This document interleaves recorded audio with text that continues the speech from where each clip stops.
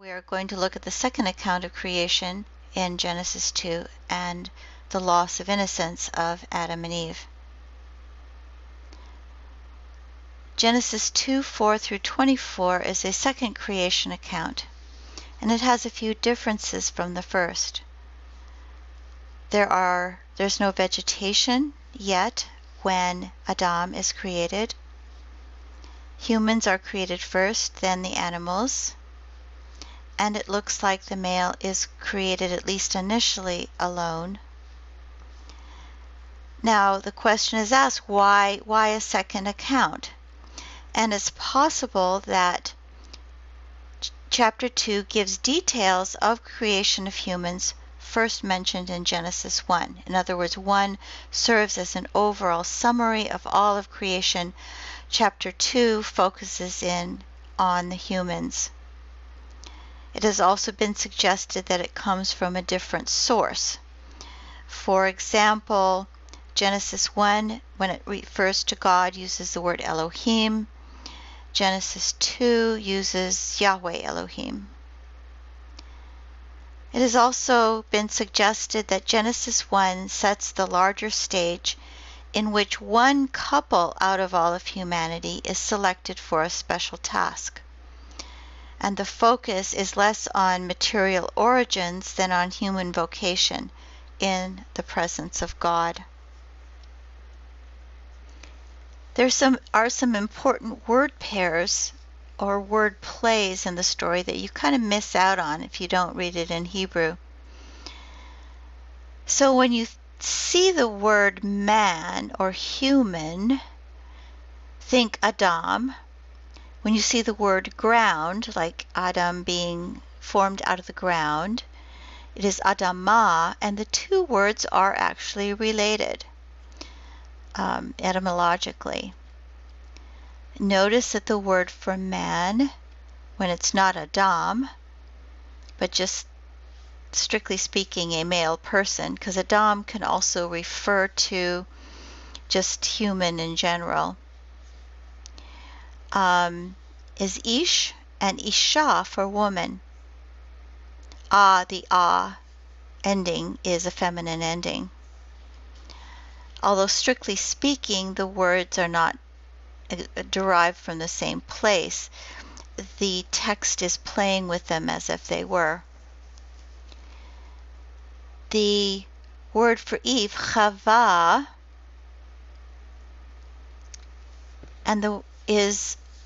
she is named because she's the mother of life, Chai. And again, there's word plays being brought out here.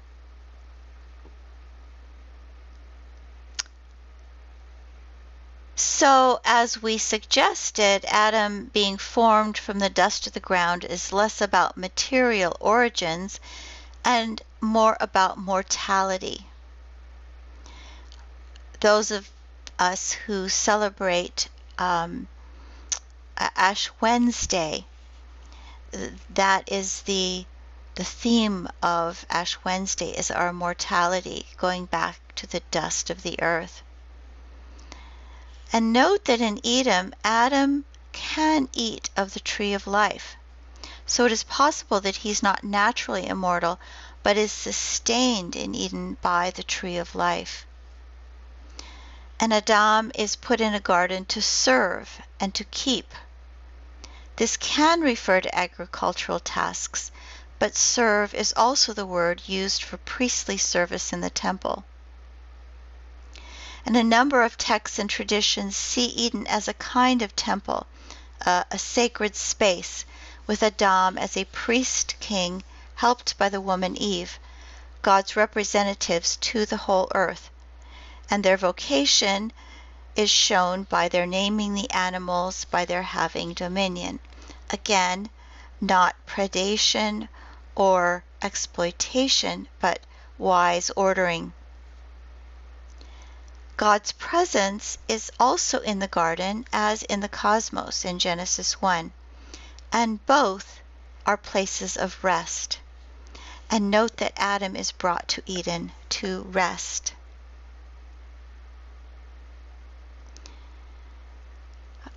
Let's look at specific language that is used in the creation of humans, because I think there's some interesting things going on. I can't quite put my finger on them, but they are perhaps more to be felt than thought about. We have in Genesis 1:27, so God created Adam in his image. In the image of God he created him. It's a singular preposition. But then male and female he created them. So Adam is singular and plural. In Genesis 5:1b through 2, on the day God created Adam, he made them in the likeness of God. Notice that difference from 1:27. Male and female he created them, and he blessed them, and he called their name Adam on the day he created them. So there's this interesting oneness and two-ness, singular and plural, of the word Adam and the various prepositions that are used. Okay, so Adam is singular. Adam is both man and woman. It's just interesting to speculate on. But while this is pretty straightforward, I'm going to add my own speculation about chapter 2. And that chapter 2 also follows this pattern. So you have Adam being formed of the dust of the earth, but then you have Adam being put to sleep and the woman being taken out of Adam. So one becomes two. And it could be that chapter 2 is sort of enacting the general statements in Genesis 1 and 5. I don't know. It's just a speculation. So what about the rib? A lot of translations use this as the translation for the part of Adam that is removed to make the woman. It is also possible that the word means side or blanket. That's what it means in other contexts. And it's possible that the woman is one side of Adam, marriage being then a restoration of an original state of unity.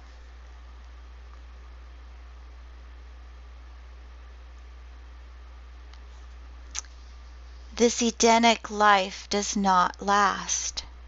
This sense of rest does not last. Because Adam and Eve are tempted, and they give in, and the world is changed. So what is the nature of the temptation? In some interpretations, the prohibition against eating of the fruit of the tree of knowledge of good and evil is seen as an arbitrary command, and Adam and Eve's sin one of simple disobedience. While disobedience may be part of what's going on, if we look closer, the sin of Adam and Eve was to set themselves as rivals to God. They desired to be like God, and they turned away from God as the source of their knowledge. They tried to get it on their own. The tree of the good and bad knowledge is self-awareness to make ethical decisions, intelligence, and wisdom, not something that the humans intrinsically had. By eating of the tree, Adam and Eve turn away from God and make themselves the center and source of wisdom, and therefore admitting disorder into the cosmos. Augustine and Luther speak of the essence of sin as being curved in upon oneself. So what gets to Eve and then to Adam is this sense of looking at who am I going to be? and a sense of ambition entering in. I want to be more than I am now. Some notes about the tempter. In the actual text, the tempter is referred to as a serpent, a creature, and is called crafty. Later tradition connects the serpent with Satan. Much modern scholarship wants to see the serpent as simply an animal. Now, it is true that the text does not call the serpent Satan, but on the other hand, it is perhaps reducing the creature too much to just see it as an animal the way we normally see animals. First of all, it's an animal that talks. But also, in many ancient Near Eastern texts, snakes or serpents represent the force of non-order or chaos. And it's possible that the serpent in Genesis represents a disruptive chaos creature, Leviathan, the Tannin, or sometimes that's translated dragons. Note that the serpent is already in rebellion against God, wishing to disrupt the lives of the humans and put enmity between them and God. So there's something deeper going on here. There is something that has already entered in as a disruptive force. Once that fruit is eaten, there is alienation within community. Adam and Eve hide from God. They are no longer in God's presence. Remember this theme of presence. It's going to be important. Adam tries to shift the blame. He blames Eve, and so you have alienation between he and Eve. Eve blames the serpent, alienation again. And finally, they are expelled from the garden. They are sort of cast out from the community. And the community they are cast out of contains the tree of life. There is disobedience here, but note also that Adam and Eve were given a vocation, but they turn aside to listen to the voice of the serpent. They forget their vocation. It could also be that eating of the fruit itself made innocence impossible. There would always be an awareness of alternatives, the possibility of evil, and so the rest of the temple of Eden would be destroyed.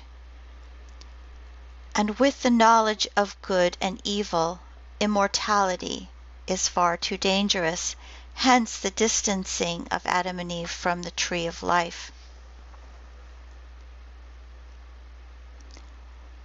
The curses that are given to the serpent, to Eve, and to Adam have to do with enmity, have to do with toil and drudgery, a distancing of relationship. And so specifically, there will be enmity between the serpent and the woman, and between their offspring. For the woman, her toil is in the form of difficulty in childbearing. It is interesting to note that while translations generally use different words for what is going on for Eve and then Adam, it is actually the same word. So whereas many translations have, I will greatly increase your pangs or pains, the word is translated toil in the context of Adam. With Adam, it is enmity between the ground and Adam. There's toil. It's the same word as applies to Eve. Thorns and thistles, difficulty. Sweat of your face. Okay, so there's this sense of difficulty and enmity in all of these curses. Throughout the rest of the Bible, we will see the various ways in which God seeks to remedy the curses and undo the disorder and alienation.